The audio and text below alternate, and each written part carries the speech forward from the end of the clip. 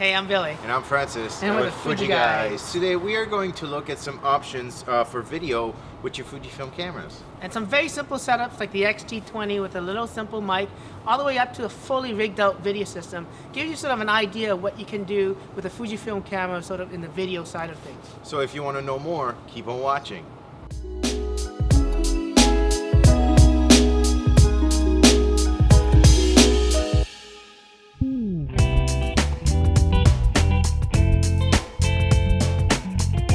So Francis and I, we've set up this little rig. It's a shoulder rig that our videographer is going to help us out today and film with. It just adds a little bit more stability. So the first setup, I got the Fujifilm X-T20. This camera offers 4K video. I've already set up the video parameters to the way I like it. I'm going to shoot classic chrome, set the shadows and highlights to -2 to give me a more flatter look, and later on I can color grade that. On top of that, I've added an external microphone, the Fujifilm ST1 mic. This is very compact, very portable. It's also very effective. So for something like a run and gun, family outings, you know, just wanted to shoot but have better audio, this is the perfect setup to do. So I'm going to try this out today and film some footages with it. All right, so right now Billy is using the X-T20 with the 18-55, zoomed in a little bit, approximately to 35 mil. We're using the ST1 mic so you can hear basically the quality you get out of it. So this is a really good, affordable option if you just starting out, or if you want like a B camera as a quick run and gun, whatever you have on the seat of your car. So this is a really good option just to go out and shoot 4K video.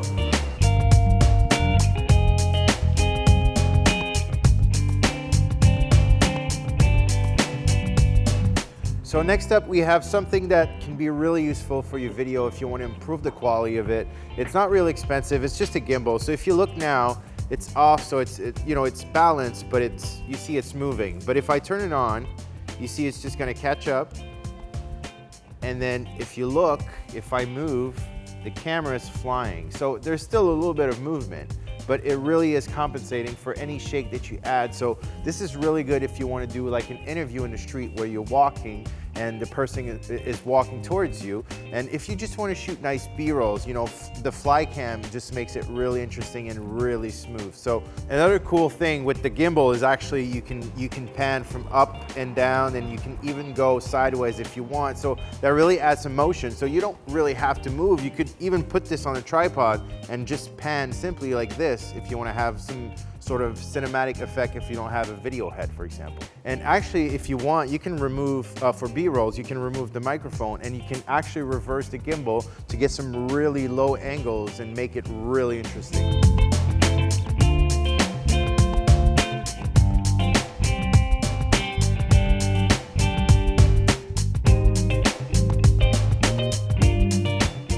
All right, so if you want to move up a little bit and go a little more serious, you can get a cage like this one.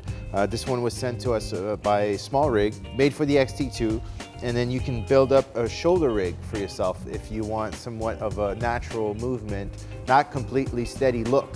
So you just put the camera on it. I have a slightly longer plate on this one because I'm going to attach accessories later on. But this is one great thing about the cage is that you have all these threads and cold shoe where you can put lights, you can put microphones, monitors, anything you want. And then just put this on your shoulder. And basically I like to use the EVF better when I shoot videos because I have no sun coming my way. I just have a counterweight there, so it's pretty steady. Not really run and gun, but more serious and planned shots, basically. Like we're doing, Oliver was shooting us using this all day, and you can see the quality from the footage, really. So this is now being filmed with the Fujifilm X-T2 on a shoulder rig. What I'm going to do now is take this shoulder rig kit, take the cage off, and I'm going to put it on a tripod, and I'm going to set it up with, of course, our Fujinon MKX lens and see how that performs.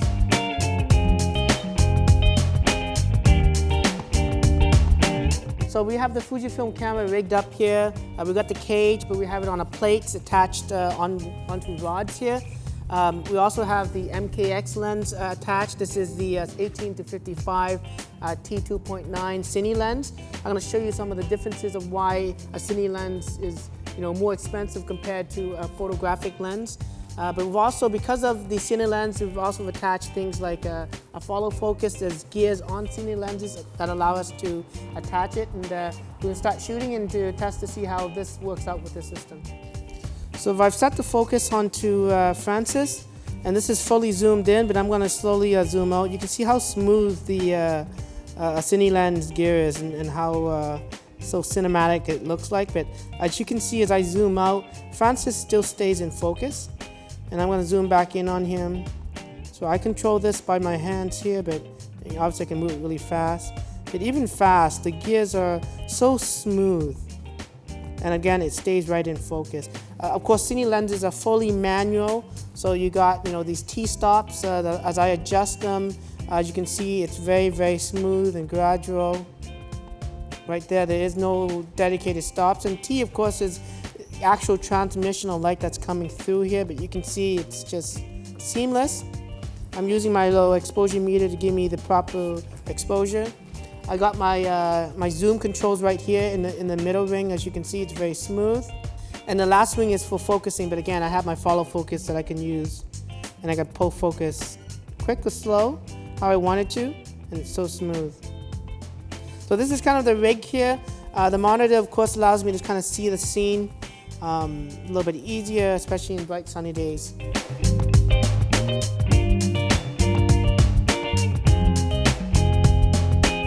So I hope you enjoyed this video. Give you a quick glimpse of what you can do with the Fujifilm camera in the video world. And if you'd like to know more about Fujifilm products, please subscribe to our YouTube channel, follow us on Twitter and Instagram, and until the next time, it's a Fuji guy.